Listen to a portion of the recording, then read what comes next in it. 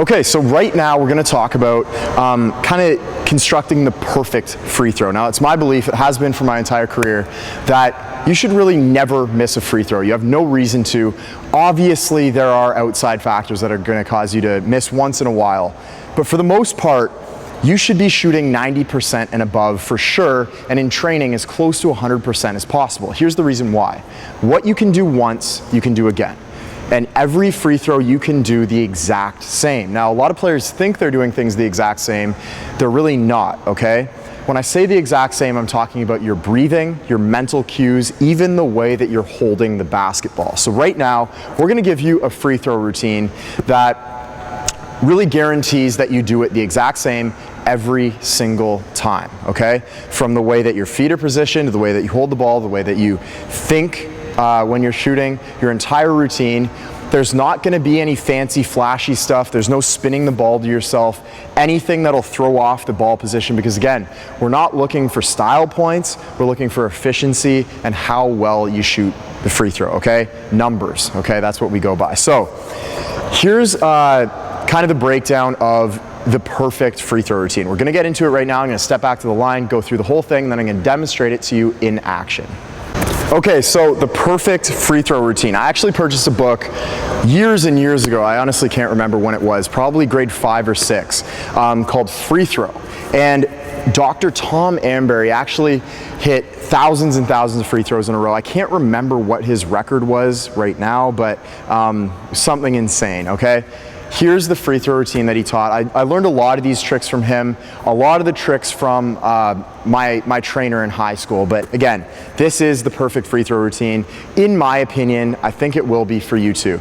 So you step up to the line. No Kobe syndrome, okay? We're pointing at the rim. I don't care what some fly-by-night shooting coach says. You're not pointing your feet away from the rim. That's not how you shoot. Square up to the basket. 1 foot, we call it your power foot, is in front, okay? So for me, this is my right hand, right foot. If you're lefty, if you're a southpaw, left foot, left hand in front. Now, when I say in front, it's only gonna be about an inch, okay? So if you can see my feet, they probably look about square. This one's just a tiny bit in front. Step up to the line, okay? Line your foot up about 2 inches behind the line. You can eyeball it, get used to that. You're gonna be slightly to this side, okay? The reason people angle themselves is so that their shoulder is in line with the rim. All we have to do is move slightly over here and your shoulder's still in line with the rim, but your body's not twisted off to the side and we don't lose a lot of that power. So, square up to the rim, okay? When you grip the ball, this is key. There's gonna be an inflation hole on that ball. There's gonna be a panel below it. You're gonna grip it with your your index finger pointing at the inflation hole. So the inflation hole is right here. My hand's gripping it like this, pointing at the inflation hole, finger on the seams. That's how we know we're gripping the ball the same way every single time. Sometimes, you know, players will shoot like this, players will shoot like this.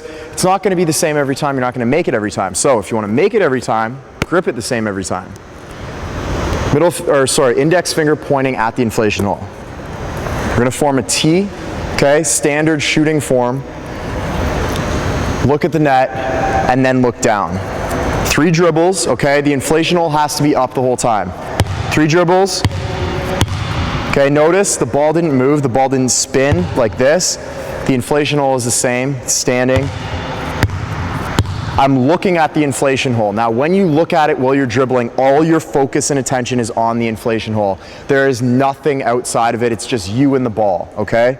You're not thinking about what some player's saying down there or over there or some fan screaming at you. You're looking at the inflation hole. 1, 2, 3. Now, the knee bend. You want your knee bend the same every time. Again, this is a common theme. If I'm standing this way, your knee bend is going to be about right there. Now, this is comfortable for me. You're going to have to experiment what's comfortable for you and what works for you. But for me, that's kind of what it is. But get a knee bend and feel that out to where you know you've hit the bottom, okay? The bottom of that motion. So for me, it's about right there. So after I do my 3 dribbles and square up, I know right there I've hit the bottom, okay? At this point, we still haven't looked up. It down, you're looking straight ahead. As you go into the shot, you look at the hoop. If you overlook at the hoop, it tends to have a mental effect where you start judging distance, you start judging accuracy, and it's gonna throw your shot off. So we wanna look at the hoop only as we're coming up naturally into the jumper. We're not gonna look at it for a split second and fire, but we're not gonna judge it and look at it and stare at it the whole time, okay? You gotta find that balance. So, walk through it again. Inflation hole, T, squared up, 1, 2, 3, hit the bottom, start to look up, into your jumper, follow through. One problem that personally I had, a lot of players have with this, they start to lean forwards into their shot. If that's a problem, simple solution to this is to not lean forward.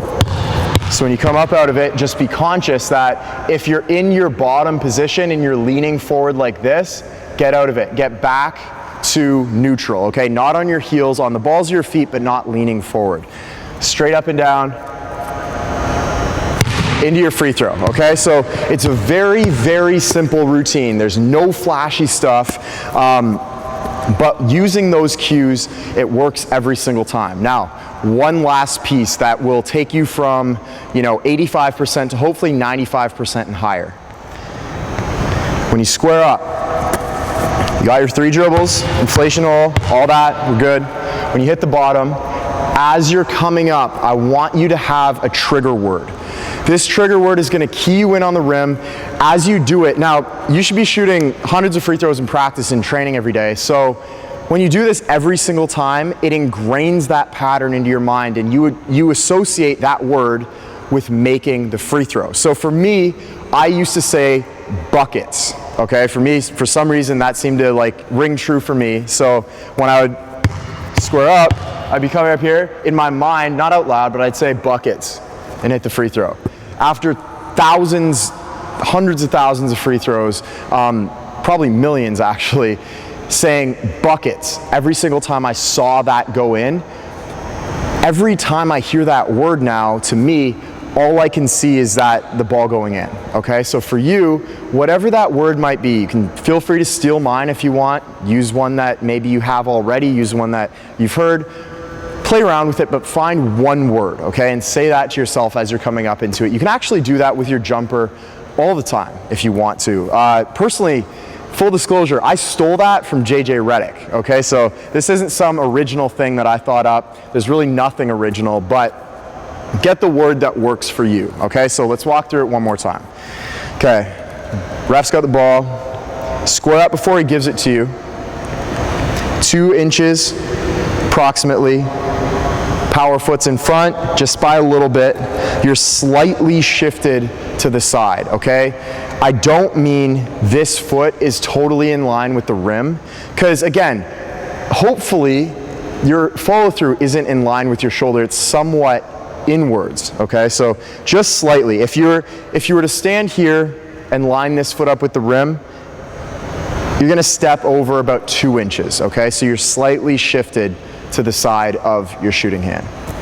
Okay, so say I'm all squared up, ref gives me the ball, I catch it, first thing, inflation hole and T, perfect hand position. All of my focus is now on the inflation hole, okay? Picture it almost like that hole is sucking in all your focus. You cannot think about anything else. 1, 2, 3, down, hit that sweet spot, buckets. Hit the shot, okay? Here's how it looks in action. I'm gonna shoot a bunch of free throws. You can watch me do it and then go out and practice it for yourself.